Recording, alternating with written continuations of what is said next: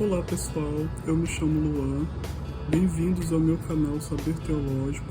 Sou farmacêutico, escritor e acadêmico de teologia e hoje eu gostaria de falar com vocês sobre gnosticismo. O gnosticismo, ele nasceu no segundo século, embora nós já tivéssemos alguns resquícios no primeiro século, onde nós chamamos de protognosticismo. O termo ele vem de gnosis, né? Gnosis em grego significa conhecimento, e os adeptos dessa seita chamavam de conhecimento oculto, que Cristo não havia passado para os seus apóstolos, né, durante o período que ele conviveu com os discípulos e com os primeiros cristãos, mas que ele havia separado um conhecimento diferente para algumas pessoas em específico. Dizia que nesse conhecimento oculto que Cristo não havia passado para esses discípulos, Deus ele foi gerado através de algumas sucessões cósmicas, né? Então, o gnosticismo ele subdivide a divindade em algumas emanações. É como se fossem várias partes de Deus que foram sendo criadas conforme o próprio Deus ia refletindo a respeito de si mesmo.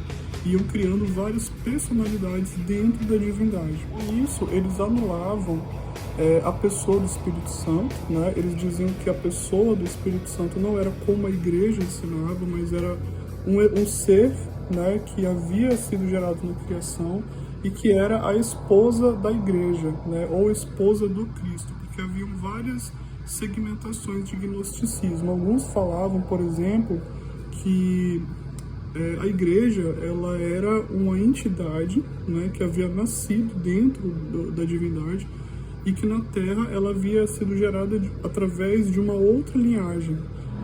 Essa criação do material, do universo físico, né, algo que eles faziam muito era a distinção daquilo que era imaterial e daquilo que era material.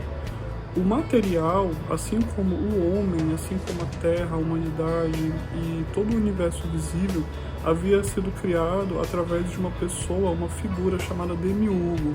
Esse Demiurgo, ele era filho da Sofia, que para eles a Sofia era uma das emanações de Deus. Tanto que o gnosticismo ensinava que antes de haver o próprio nascimento do Cristo, havia a figura do Pai, que ele era inacessível e somente o Filho tinha acesso ao Pai, e somente a sabedoria tinha acesso ao Pai. Então, a sabedoria, na visão deles, era como se fosse uma parte feminina da divindade. Em outras vertentes dizia que a sabedoria, na verdade, era a esposa do Cristo, que era o Filho, né? Uma das emanações geradas pelo Pai. E, independente da versão, ele diz que a sabedoria, ela gerou um ser, né, através da sua paixão, né, pelo Pai, porque ela não conseguia ter acesso ao Pai, assim como nenhuma das outras emanações tinham acesso, né? Segundo ele, somente o Filho tinha acesso. E essa paixão acabou fazendo com que ela gerasse um ser que caiu no abismo.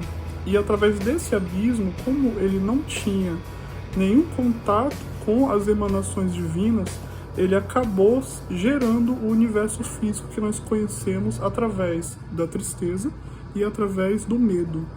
Diferente das emanações divinas que criou a graça, a verdade, a sabedoria, a inteligência, foram criando todas as coisas boas, todas as boas dádivas através deles mesmos.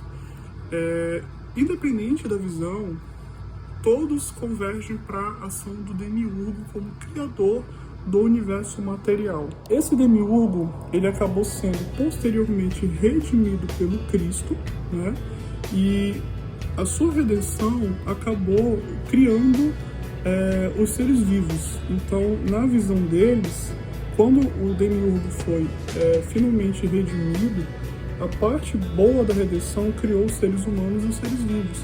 E a parte ruim, que seria a tristeza que foi gerada nele pela maldade que ele havia cometido, ou pela ignorância que ele tinha, acabou gerando as outras coisas físicas, né? Inclusive eles fazem uma analogia que os oceanos, os mares e a água foi criada através das lágrimas dele mesmo. Por que essa ideia veio? Porque, na verdade, nós temos que entender que o cristianismo, assim que ele surgiu, ele não tinha credibilidade nenhuma. Os judeus, como o próprio apóstolo Paulo fala em Corinto, na carta aos Coríntios, os judeus eles consideravam a cruz, a mensagem da cruz como algo totalmente inaceitável, Era uma loucura para eles, Era um escândalo, na verdade, porque eles nunca iriam acreditar que o Messias, viria e seria crucificado em favor deles, apesar de no Antigo Testamento haver várias referências a respeito disso. Da mesma forma, a mensagem da cruz ela era mal recebida pelos gregos, como o próprio apóstolo Paulo fala, os gregos buscam sabedoria. Então, o diálogo com os gregos de que uma divindade havia vindo ao mundo e morrido pelos pecados da humanidade e ressuscitado era considerado uma grande loucura. E na tentativa de tornar mais aceitável o evangelho para os gregos, para ter a simpatia dos gregos, as pessoas que eram adeptas dessa heresia criaram figuras femininas dentro do evangelho, que é o caso da sabedoria, que é o caso das emanações divinas de Deus, porque nós temos que entender que para os gregos, os deuses eles tinham emoções humanas e havia muitas figuras femininas nas divindades gregas, que é o caso de Afrodite, Atena, Diana, E ao mesmo tempo, para não invalidar a imagem de Cristo, os adeptos dessa seita passaram para a igreja a ideia de que, apesar de Cristo ter sido esposo dessa sabedoria, que isso tornaria mais aceitável a imagem do evangelho para os gregos, eles também não quiseram tirar a ideia de que Cristo era um Deus diferente. Então eles disseram que esse casamento ele não era semelhante ao casamento dos humanos, não havia sentimentos humanos entre eles. Era apenas um casamento que eles chamavam de zīgia, era como se fosse um par, mas que ao mesmo tempo não houvesse algum tipo de relação física, sexual ou algo do tipo. Da mesma forma, existem algumas vertentes cristãs que tentam adaptar o evangelho àquilo que elas mesmas acreditam, e para isso elas precisam invalidar muita coisa que está escrita, tanto por Jesus quanto pelas cartas apostólicas. A pessoa que mais combateu o gnosticismo no segundo século foi Irineu, bispo da cidade de Leão. Ele escreveu esse livro aqui, chamado Contra as Heresias, em que ele fala abertamente contra o gnosticismo e, através da leitura bíblica, ele contrapõe os argumentos que são ensinados nessa heresia. Irineu, ele era bispo da cidade de Leão e ele recebeu o evangelho através de Policarpo, bispo de Esmirna, que foi um discípulo direto do apóstolo João.